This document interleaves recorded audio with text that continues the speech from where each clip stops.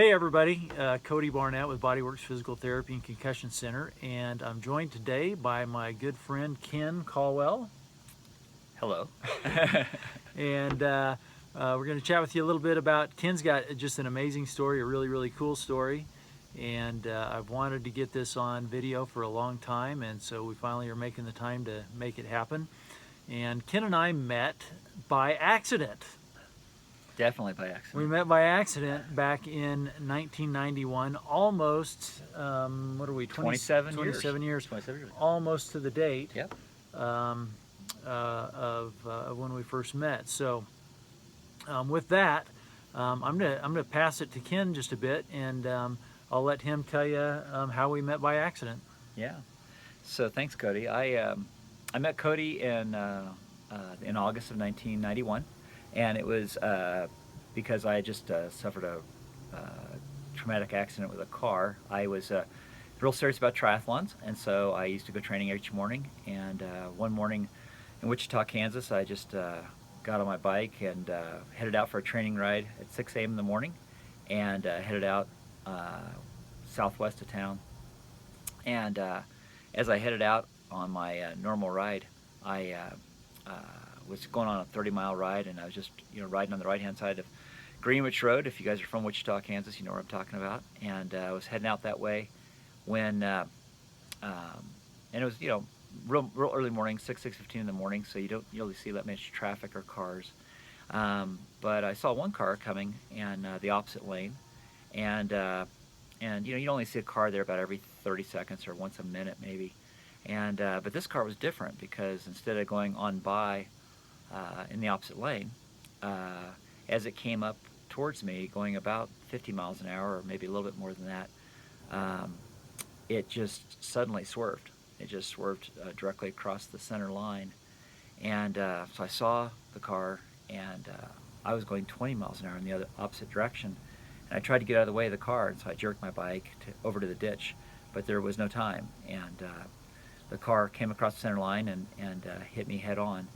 And so I kind of went into the grill of the car and then into the windshield, and then was run over by the car. And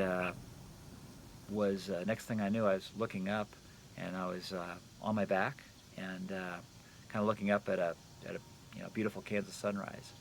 And so I was very fortunate that EMS was on the scene very quickly.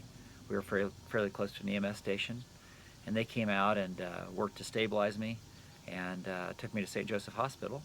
And it was there that they did very full, like 6-7 hours of trauma surgery, and were able to stabilize me. And when I woke up in intensive care late that day, I learned that the woman had just been driving to work, and she'd fallen asleep and come across the center line at about 50 or 55 miles an hour, and had struck me head on as I was going 20 to 25 miles an hour in the opposite direction.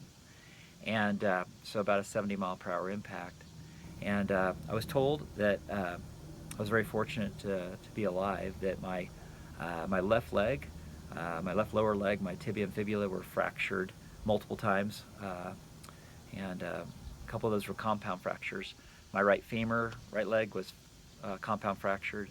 My pelvis was broken in 3 places, and my right arm was broken twice below the elbow and twice above the elbow.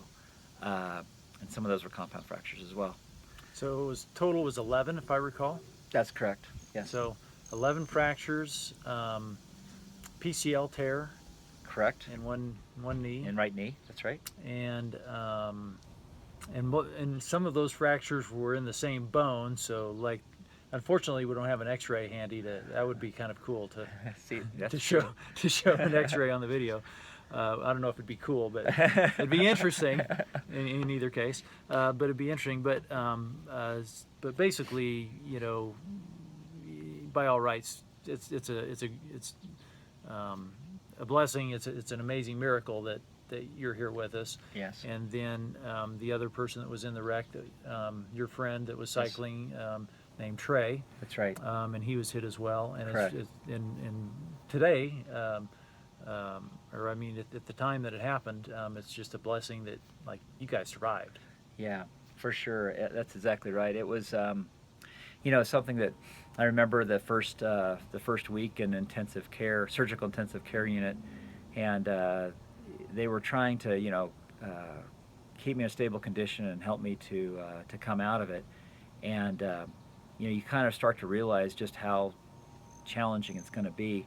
And with that many fractures, multiple fractures, like you said, multiple fractures and multiple bones, your body's trying to deal with all that trauma. And you could just tell that there was, doctors and nurses and medical people coming in and out of my room constantly, through that first week, day and night. And you could tell that this was, I learned later, this was, quite a bit for them as well. They don't see too many people with 11 different fractures and so many compound fractures that live. And so as they were working through that, for me, I remember that it was a real time of prayer, and God made it very clear to me and gave me a lot of peace that He was there with me and through that whole time, and brought me the peace that He had a bigger plan. And so for me, it was a time of really grew my faith and really helped me to realize how much God was looking after me and had a plan for me as we came through it. And I think as you said, it's just a real miracle and shows that God had a plan and to work through it all. And but it was just after I went through surgical intensive care unit where I was for a little over almost 2.5 weeks.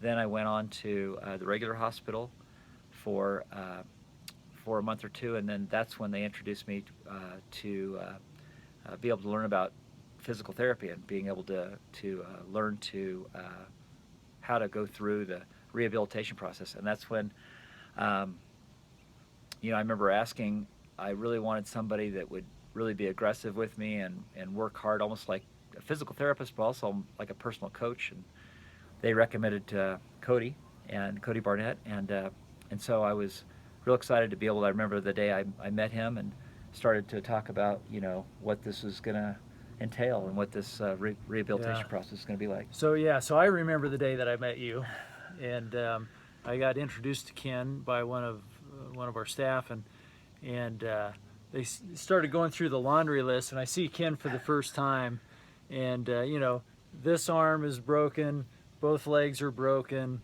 You were wearing what's called an Ilya-Zarov device, which for those that don't know is like an external fixator, this big metal cage around the outside of your left shin. You'd had skin grafts. 2 skin grafts, that's right, and lots of stitches, lots of lacerations just throughout the body. So yeah, it was kind of a mess. Yeah, I'm like, and I'm going. I'll be really honest. I'm like, okay, this is going to be interesting. Right? This is going to be really interesting, but certainly challenging. So that's kind of the introduction to the story. So I'm going to skip ahead. I'm going to time travel forward just a smidge to tell everybody what we did yesterday, which was yesterday. Ken and I went on a hike for, I don't know, it was like 3-4 hour hike. Yep. And certainly you've done much bigger hikes than that. With the broken arm, this right broken arm, Ken is actually, was later on in life, was actually able to carry the Olympic torch. That's right. With the formerly fractured arm.